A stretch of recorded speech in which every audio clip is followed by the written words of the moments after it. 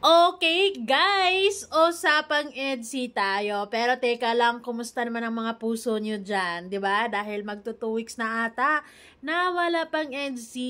You know the reason, dahil busy pa si Kalinga Prab, lalo na nung isang araw napanood ko sa vlog ni Kalingap Jack na 3 CF na siya. So sigurado ako yun ang priority ni Kalinga Prab. Baka sakaling sa mga oras na to nanganak na nga siguro si Ate Jack. Anyways, full charge ka pa ba?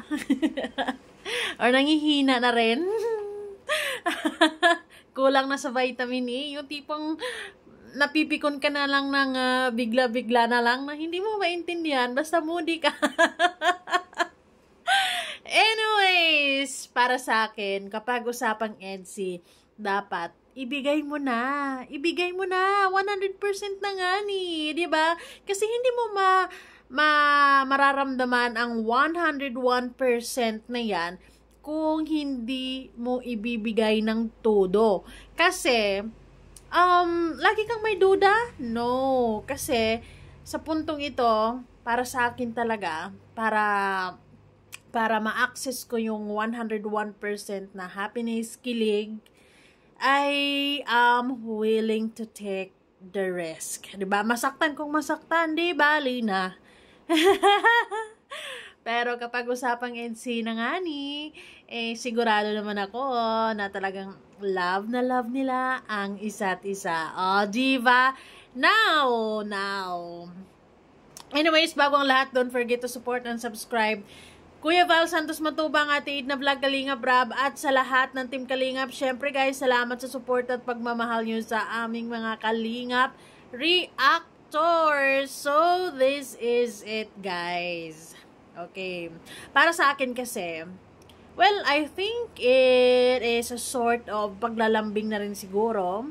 'Di ba? Sa isang comment, sabi nga ni ate, good luck, Edwin.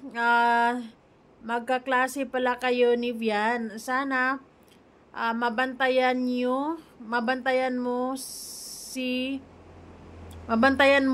para kay Eds. Para kay Eds, thanks. Sorry. Maliit kasi. Okay, lalapitan natin. Good luck, Edwin. Magkaklase pala kayo ni Vian. Sana mabantayan mo siya para kay Eds, thanks. Pero ang sagot ni Edwin ay, opo, no need na bantayan si Vianzi kasi loyal naman siya kay Kalingap Edo or kay Kuya Eds. Totoo naman, para sa akin, di na kailangan yan. Di na kailangan bantayan si Vianzi because she knows what to do. She knows what is right and what is wrong. Malamang, di ba? Of course, siguro naman nag-uusap silang dalawa pagdating sa bagay na yan. And they give each other's assurance. Sigurado tayo dyan, di ba? Alam niya ang ginagawa niya 101%. Andun siya sa lako para mag-aral. Nothing more, nothing less. Pero, yes, advantage nga naman na magkaklase din pala sila ni Viancy dito sa dalawang kambal na to, kay Edwin at saka kay Edward. Kasi, andun yung hindi sila masyadong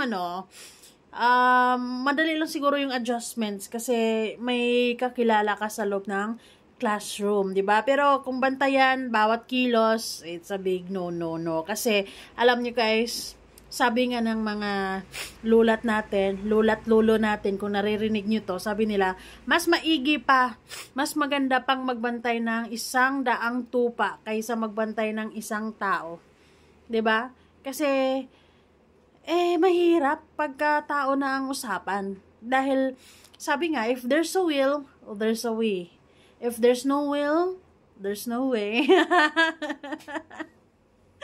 Ganon lang yon. Dahil naniniwala ako na mahal nila yung isa't isa, kahit saan yan sila magpunta, laging nasa puso't isipan nila ay mahal nilang isa't isa. Mahal ni Viancy si Kalinga Pido and mahal ni Kalinga Pido si Viancy. Yes na Yes. So, sana ay kahit papaano may vitamin E na kayo dahil dito sa sinabi ni Kuya Edwin. Oh, 'di ba? Kumbaga, ito yung i-absorb natin for now kasi busy pa. I hope na within this week ay merong EDC. Pero kung wala, wag natin ipilit. Let's just wait, 'di ba? Kasi mas maganda nga yung medyo matagal pa para mas mahaba pa ang kwento. Mas matagal pa yung pag-aantay natin. Hindi agad-agad matatapos yung 100 episode. Oh my goodness. Ay, nako. O, diba, para sa akin kasi, hindi na natin kailangan bantayan si Biancy or si Kalinga Pido. Because, naniniwala kasi ako, kapag kayong dalawa, or kahit wala nga tayong mga fans kapag nararamdaman nila yung tunay na pagmamahal, yung pagmamahal na sinasabi natin lagi-lagi na meron sila ngayon, ay talagang pangangalagaan nila yan. They will protect it at all cost talaga. Walang sino mang makakasira niyan. 'Di ba? Kasi, of course, they look forward na magkakasama sila sa huli. Sila magkakasama sa huli, 'di ba? Syempre, iingatan nila ang bawat isa. Iingatan nila yung mga promises nila sa isa't isa. And yes, I also believe na yung promise ring nila is yun yung constant reminder na I have this person, 'di ba? Na nagmamahal sa akin ng totoo, tunay. Gold, 24 karat. Ay nako. O, 'di ba? Ako kasi yung tipong tao na talagang nararamdaman ko kay Biancy na she is genuine pagdating sa usaping love niya para kay Kalinga Pido. And same with Kalinga Pido. And nasa tamang edad na siya really. Na at good thing na sa edad na yan is nahanap talaga niya yung taong masasabi ko ngayon na ipupurson niya talaga. And let's all manifest, 'di ba? Na in the right time, in God's time, ay magiging okay ang lahat, 'di ba? Magiging smooth ang lahat as planned. Ay, nako. Ang daming dapat pag NC fans ka, sabi nila dapat delusional ka o kanya-kanyang trip, kanya-kanyang basta sila ang bida, 'di ba? Yung iba nga ini-imagine na nila na kinasal na, may anak na, ganon, so on and so forth. Walang basagan ng trip. Basta dapat magtiwala kayo sa dalawa. 'Di ba? Trust is the key para mas magiging masaya ang panonood mo sa EDC. Dahil kung kinulang ka sa tiwala, lalo na kay Kalinga Pido or kay Biancy, dahil lagi mong iniisip, ganito ganyan, sakit lang sa puso ang hinahanap mo dahil pikunin ka, dahil maiinis ka agad-agad. Pero kung may tiwala ka, ay nako, magaan ang lahat. Diba? Sabi na nga ba, ulitin natin, sabi ni Edwin, na hindi na kailangan bantayan si Biancy. Kasi loyal naman siya kay Kuya Ed. So, diba? 101% na nga ni maraming mga napapansin nyo siguro, 'di ba? Na masasabi mo na ang dalawa ay totoo.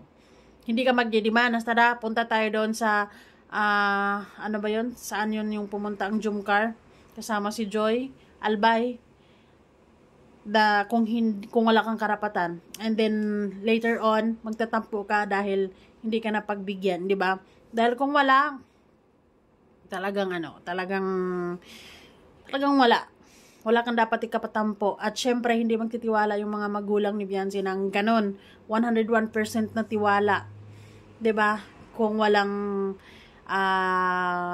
pinapangako si Kalinga Pido sa mga magulang niya na itong anak niyo po, mamahalin ko habang ako ay nabuhay. Love ko to. Thank you so much, guys! Bye-bye kayo. Anong masasabi nyo? Comment down below. Dapat meron kang sarili mong imahinasyon. Okay, let's wait for the part 83.